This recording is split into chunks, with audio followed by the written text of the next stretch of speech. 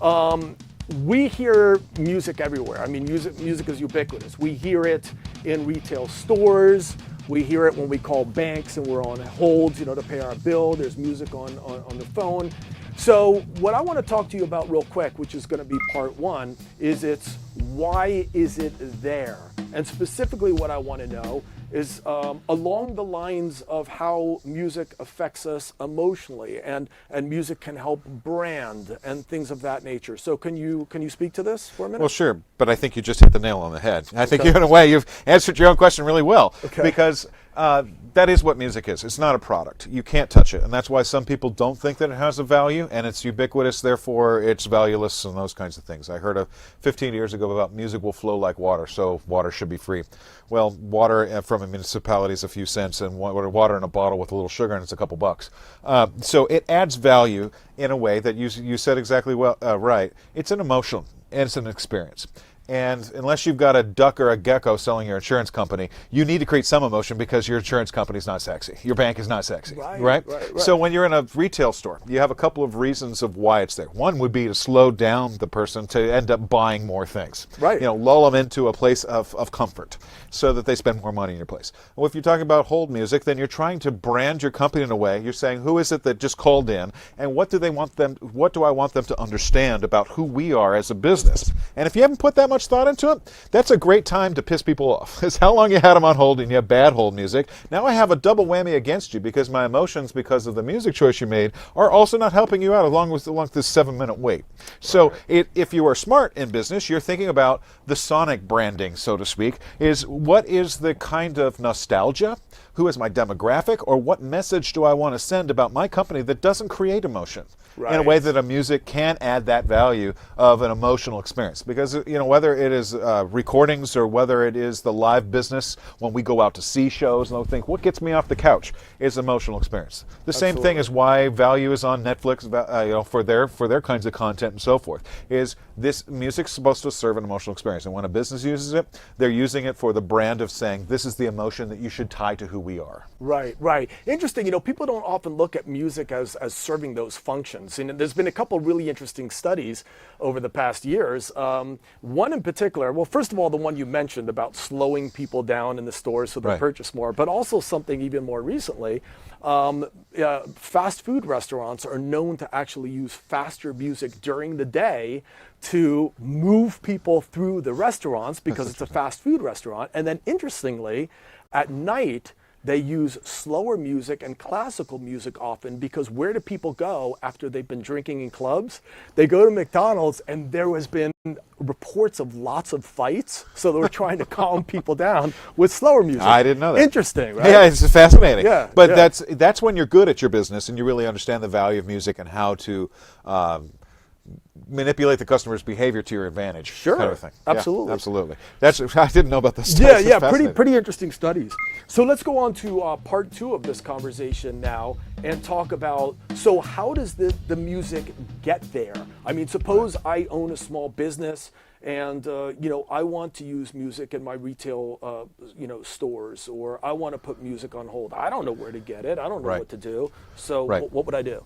Well, there's a few different ways. If you're talking about the song that's going to be identified with your carpet company, like Empire Carpet or those kinds of things, there are the jingle houses that would write those kinds of theme songs, and that's to a certain extent timeless. There are companies that will handle sonic branding that are a little more modern than that, and say that if you're looking for this kind of a playlist, or that's specific to your business, or particular kinds of music curated for your special business, then there are individual ones here in LA. I can remember Tina Clark, who was a songwriter who started a business where she was basically trying to contact companies, and she has quite a bit of they took over the Firehouse in Pasadena as a studio, they could create it there, or they could put it together with licensing kinds of package, and they would sell it for businesses. But I know her. Oh, you do? Really? Yeah. Moving from a songwriter's perspective. So Awesome. you're having the intuition of a musician and then moving it into what does a business need.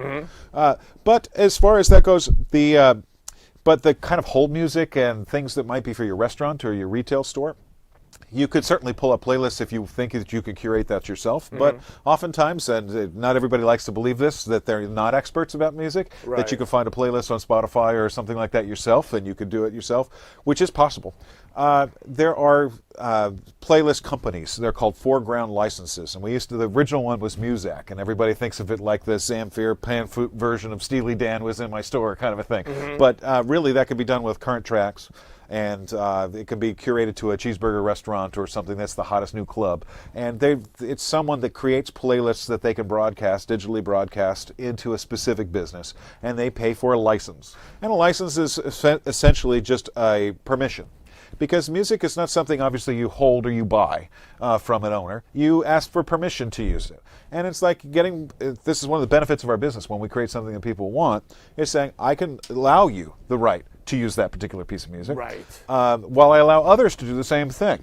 But there are companies that will curate that music so that it can be, yes, you may use it. And one of the basic rights of an owner of music under copyright law is the right to perform music and how it's being performed.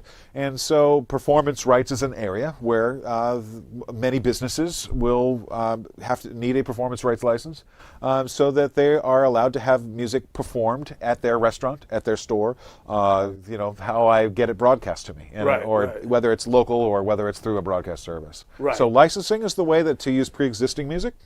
And the jingle house thing that I was talking about before, or the custom curation kinds of things, comes from a composer. And it can either come from a business who sets you up with them, or you meet someone yourself and you have to ask them for it, and then you get the value of what that composer can do. Right, sure. A lot of composers, a lot of companies have libraries of music, and that's a timeless way we call it, production music or production libraries. There's a few different words of the same thing, where they have sets of music that are pre-made, that are specific for uses. Now, that's not necessarily pre-made, that's not the music you recognize, and that's not music that's curated for you. It's somewhere in between. It could be anywhere from car chase music for movies and films, but it can also be stuff that's just got that kind of a vibe of what you're looking for that'll be for your whole music or something, if you're not looking for original kinds of pieces. Right, sure. And then with the information that you just gave us, I mean, it could just be a matter of getting referrals, Googling it, whatever, to get to find these. You could start with libraries if you want the unknown music. Right. It would be licensing. It would be performance rights licensing. ASCAP and BMI are words that we use a lot of times. They're organizations that basically make it simple. Okay. For performance rights licensing. I have this pre-existing music performed. Okay. And if I'm looking for something that's a new composition, then I would say sonic branding is very easy to Google if you want to look that up. Sure, yeah. And that's a little bit more pricey way to go about it, but that's the hyper-specialized way to go about it. Okay, excellent. Yeah. Perfect. So great sure. information. Thank you very much for sharing that with us. If you want to learn more about how you can turn your passion for music into a more successful business, be sure to check out this video or the video linked in the description below.